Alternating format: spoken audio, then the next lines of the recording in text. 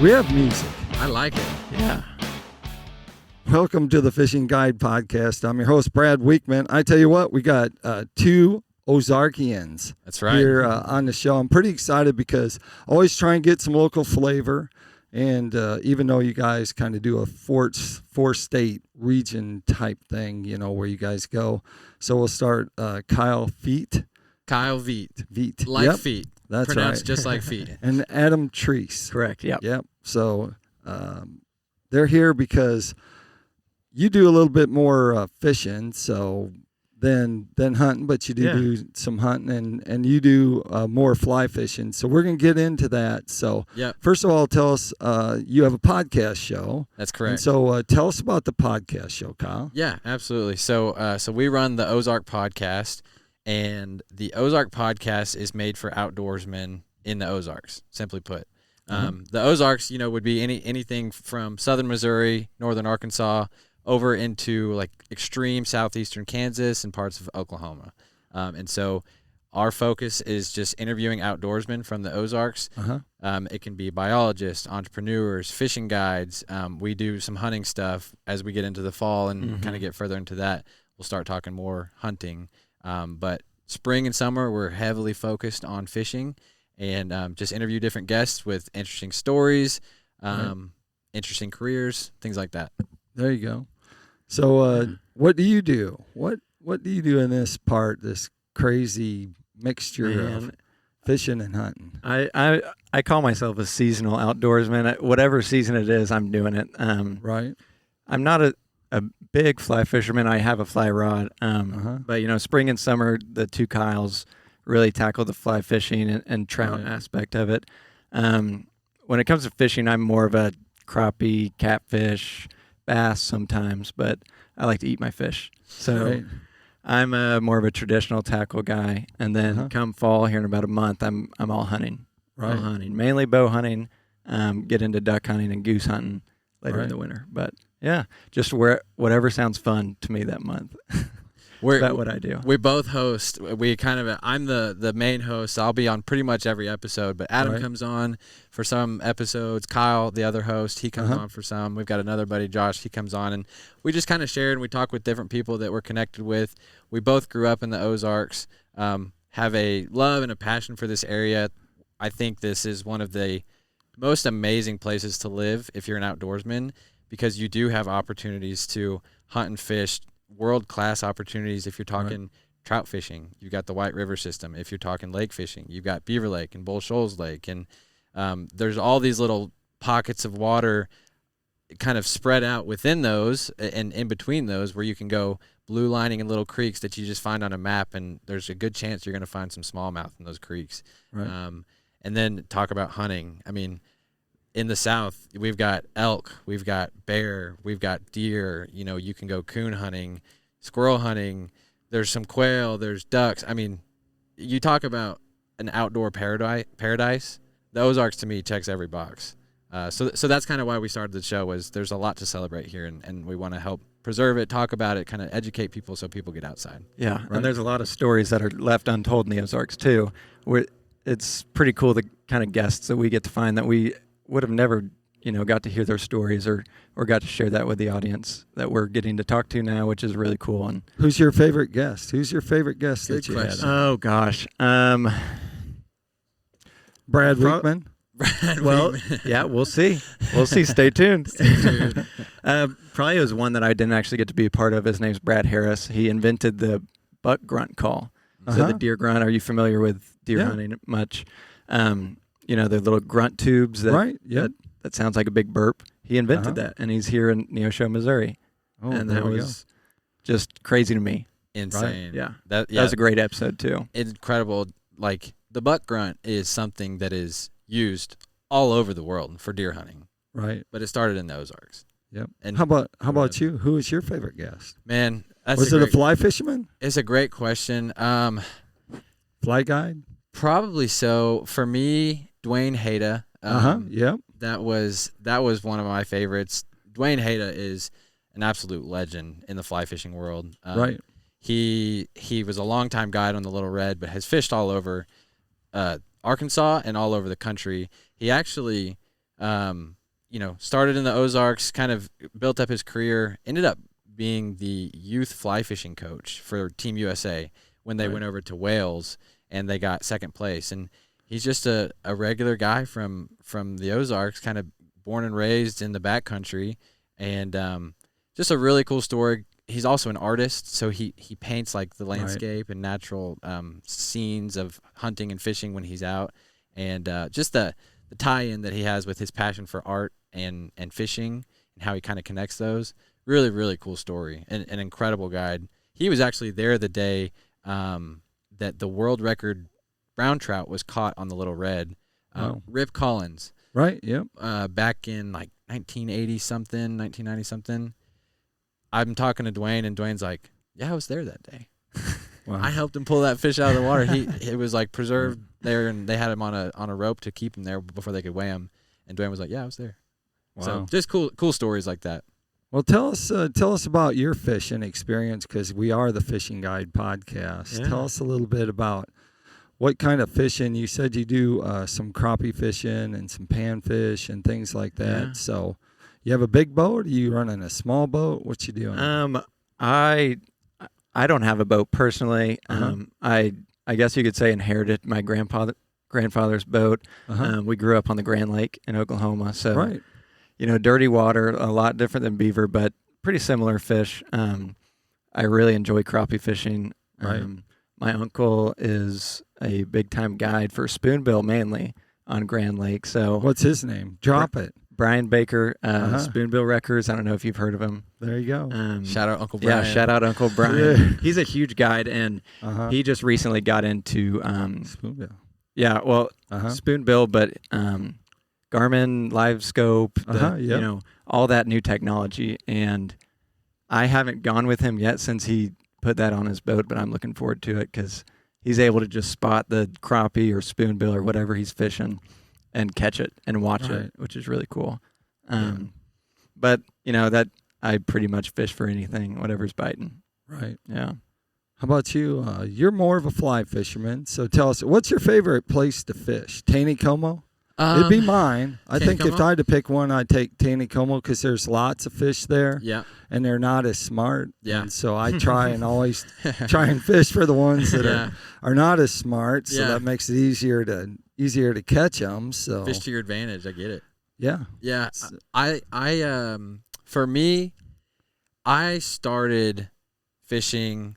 I grew up fishing, right? Like everyone grew up fishing ponds, fishing, just around Beaver Lake, just kind of throwing it in. But fly fishing, I didn't really get into fishing hardcore and like to where I got obsessed with it until I started fly fishing. Right. And it started with trout. Like a lot of people, it starts with trout. It's since evolved into other things like smallmouth fishing. Right. But trout fishing. And so for that, here in Arkansas, you really can't beat the White River below Bull Shoals. If I have a free day and I want to go fly fishing, I'm probably going to make the 2-hour trip over from Northwest Arkansas to Cotter. And so I'll go over there. And what I like about the White River is you have such an opportunity to catch big fish. Right. You can go up to Beaver Tailwaters, just north of the lake, and you can go up there, and there are some big fish up there, but for the most part, I'm catching 13, 14, 15-inch stalker rainbows. But when you go over to the White, you never know what's going to be on the end of your line. I mean, just 2 weeks ago, I was over there fishing hoppers up against the bank. Oh, they're biting the hopper. The hopper bite's pretty crazy when it's so on. Fun. Have you done that? Yes, I have. Oh, man, it's so fun. So we went over there, and I'm casting it. I've not, I haven't done that a whole lot, and so we fished with Steve Daly for a little bit. He runs Daly's Ozark Fly Fisher over there. He kind of showed us the ropes and took us out on the boat for a couple hours after that, showed us how to do it. And we ended up catching like 2 or 3 that day, 20-inch plus brown trout. And for me, that was the biggest fish I've ever caught on the White for trout and stuff like that. And so that's why I love the White, because your ceiling is so high and your floor is even elevated in terms of size of fish that you can go catch. Right. Are you using a trout boat? Using one of those boats? Yep. Are you using a drift boat? Are you using inflatable drift boat? Or are you using No, so we've got the classic and it's not my boat, it's a my buddy Kyle, the other host on Right. the podcast, his grandpa lets us use, his grandpa on the podcast, his grandpa lets us use, his Supreme riverboat. Yep. It's got a 30 horsepower jet on it. And we did put oars on it. So we do drift. Yeah. Yeah. And we do row. And that helps kind of position the boat and be in the right spot on the water and make sure you're lined up and all that. But yeah, that's kind of what we run over there. So do you guys build flies or not? Are you lure makers? I'm not, for sure. I've never done that before. Yeah. But how about you? Are you a lure maker? You I do, yeah. into that? I do tie. I've got a vise at home and have I picked it up a couple of years ago, kind of dabbled in it, put it down. It was like a little intimidating at first because there were so many different materials and I didn't know what the heck I was doing. So I just kind of picked it up in the last year again, and I've started tying my own smallmouth flies. Right. The really, really small stuff, my fingers don't work like that. I have stubby little fingers. Right. So I just can't do that. But yeah, I do tie some of them. Some of them are just like, I'd rather buy them because they're easier to buy than to make.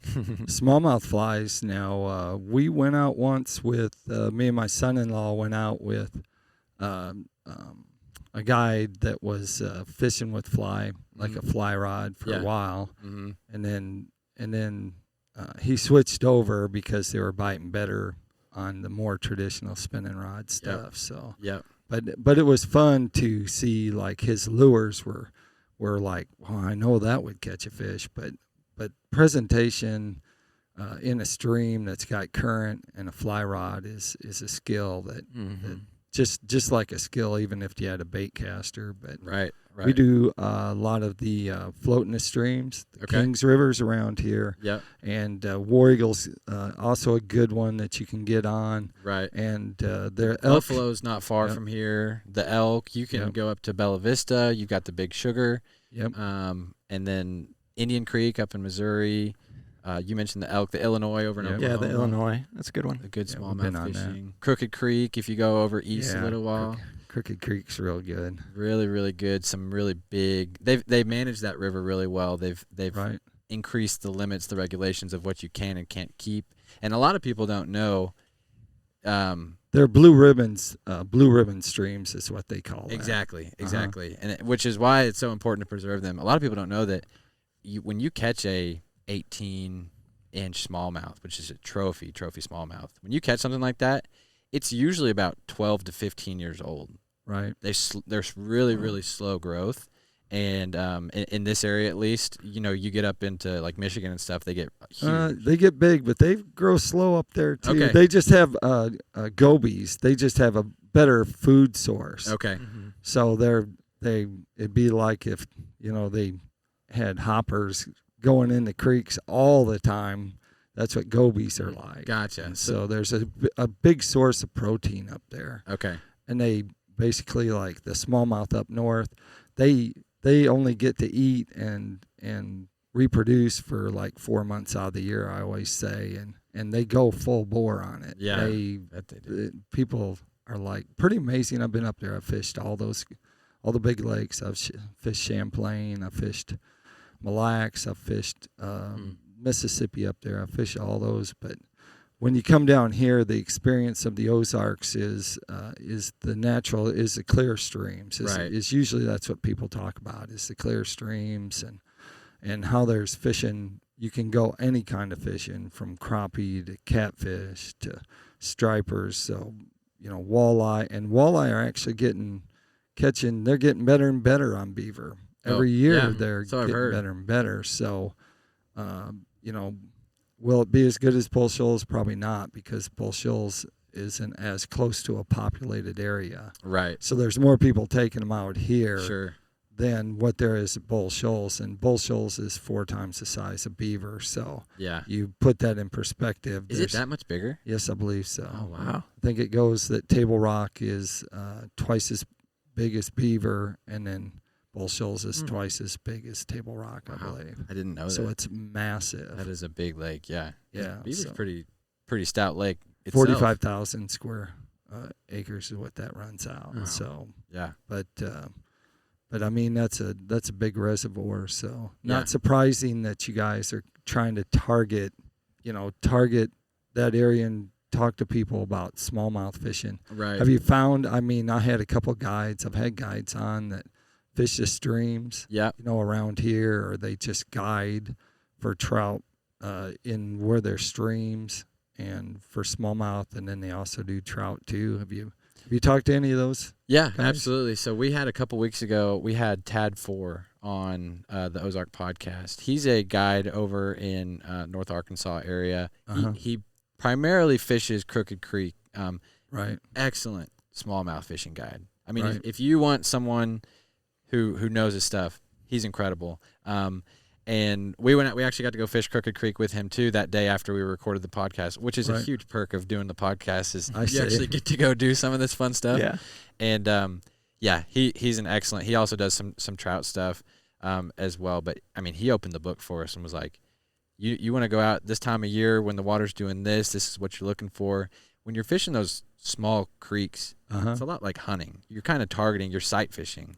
You see that fish there. I want to catch that fish."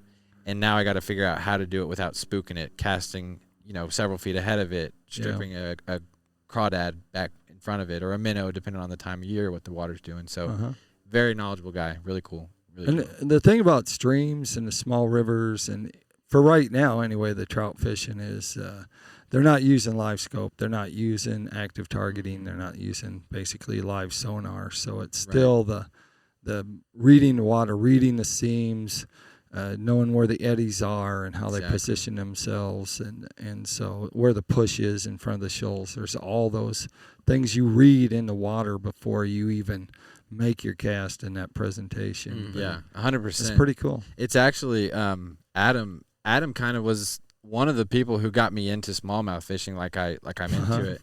You took me out just one random time several years ago on Osage Creek. Yep. Are you familiar with Osage? Yep. In Northwest Arkansas. And we weren't even fly fishing. We just, and I don't exclusively fly fish, but we were just wet wading on a summer day, had the spin rod. Yeah, I'd love to do that. Just, I mean, really anywhere that you can find water, this time of year, I'd love to just go out and put some Crocs on and wade down a creek a couple miles and catch some fish. Yeah. We're throwing wacky rigs. You throw a lot of crawdads. Yeah, a lot of crawdads really for me. Anything that resembles a crawdad. Recently, I started using D2 jigs. I don't know if you know J.D. Dudley, but he hand ties them, and they're mainly for trout, marabou hair jigs. Right. So whenever I go trout fishing, I don't use fly rod, but I use traditional. And these long marabou hair jigs. I started using those in the creeks just because a little bit different, a little bit more of a challenge, and they eat them just as good. Anything brown for me, really. Right. And actually what's funny is going to ICAST and also on the journey I had last week all over Alabama, hair jigs are actually starting to really come back in popularity. Really? It's crazy how that is. And of course, one of our sponsors, PICO Lures, still has a bunny butt that's made with rabbit hair. Okay. And so it's made with that, and so it has really lifelike action to it. But it's funny how that cycles through. Right. Fishing lures really cycle through. Like someone comes out and they're like, "That's just a Zara spook kind of." But it's named something else. You know what I'm saying? With a little like, twist variation. Yeah. Maybe it has like some mean eyes or something like that. Yeah. And so we should have brought out, see who had the biggest lure. You should have. Like you could have brought your biggest lure, and I could have brought my biggest lure. I'm sure. So how big? I'm sure yours is how really big's your biggest lure? Golly. How many inches? If I was gonna, the biggest one that I would throw would be like an articulated streamer, and I would fish it in the dead of winter on the White River when they're really pumping water. It's 7 inches. Yep. That's about as big as I would go. There you go. Mine probably, I know it's 10-inch swim bait. I do a lot of bass fishing and pond fishing. So big rubber paddle tails. I don't remember the brand, but it's a big one. Big one. I just got one that's 2.5 ounces. Big swim bait. Yeah. So I like that. Zell Rolling. do that out here? Yeah. Oh yeah. Really? Yeah. Or a glide bait, like an 8-inch glide bait. I've never got into it on the lake, but I know it's a whole nother beast to do that. It's having the right rod. Yeah. So you're ready to cast it, but it's interesting anyway. That takes us to tackle time. That's a good time to bring it up. That Tackle Time sponsored by PICO Lures. PICO Lures has a complete line of hard and soft baits. Catches everything from smallmouth, and you could go trout fishing with bunny butts or any of their smaller soft plastics. You go crappie fishing or walleye fishing. Right now, their crankbaits are actually, no pun intended, the hottest crankbait there is in the marketplace. We know that because we see the sales and we see all the people buying them, and we make a lot of trips down to Mississippi, and they're getting ready to have a big crank fest down on Grenada, which is full of 3-pound and even some 4-pound crappie. Nice. And so a lot of people are trolling our baits down there. So they have a deep diver and they also have a shallow diver. But you can check out all their products at picolures.com. If they wanted to check out you guys' podcast show, and you probably have you have YouTube too, where would they go? Yeah, absolutely. So you could look us up. We're on Apple Podcasts. We're on Spotify Podcasts as well. Just type in the Ozark Podcast. We've got a cool little logo. You'll be able to find us. All right. We're also on Instagram. We post a lot of our clips. We do record some of our videos, and we put the clips on our Instagram and also on our YouTube. So the Instagram is the Ozark Podcast, just plain and simple. And then the YouTube is actually, you'd find it under Inland Outdoors, INLAND. Okay. And we've got all of our stuff on there. All right. Sounds good. Well, I appreciate you guys coming in, talking about the Ozarks and what you do, bringing people in and getting to visit. It's always good to have another podcaster on the show. That's right. Yeah, definitely. Thank you for having us on. So that works out pretty good. Like I always like to end the show, make sure you keep your hook sharp and your lures in the water.